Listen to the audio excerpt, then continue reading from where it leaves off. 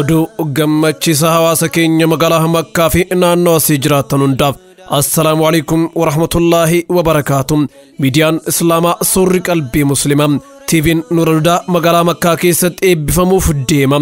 Hawaasni Muslimaa akka hiriitti wal yaama. Midiyaa isaa gargaaruuf dhalee guduunfachuuf mana isaa kan buruuf muratee ka'eeraa hinaafinaa irra. Hawaasni keenya kan magaalaa Makkaa, Jiddaa, Xaa'if, Madiinaa fi naannoo sanitti argamtan hundi sagantaa tumsaa fi eebba TV Nuurul Hudaa kanarratti affeeramtanii jirtu. Keessummoota kabajaa sagantaa kanarratti argaman keessaa Sheek Gazaalii Haji Xaahaa Makkaarraa, Dr. Liwaa'ul Islaam Riyaadraa, Sheek Huseen Abdurrahmaan Jiddaarraa, Sheek Naziif Jamaal Makkaarraa, Sheek Jeelaan Haji Adam Xaa'ifirraa, Sheek Muhammad Saanii Adam Makkaarraa, Sheek Abdurrahmaan Da'awaa Riyaadraa, Sheek Muhammad Daaluu Xaa'ifirraa dabalataanis keessummoonni birootis sagantaa kanarratti affeeramanii jiru.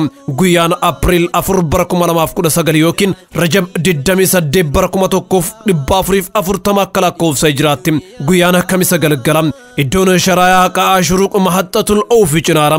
Dubartootaaf iddoo mijaawaa fi sagantaa adda addaa qabna. Odeeffannoo dabalataatiif lakkoofsa iskiriinii irratti argitan kanaan bilbiltanii nu argachuu ni dandeettu.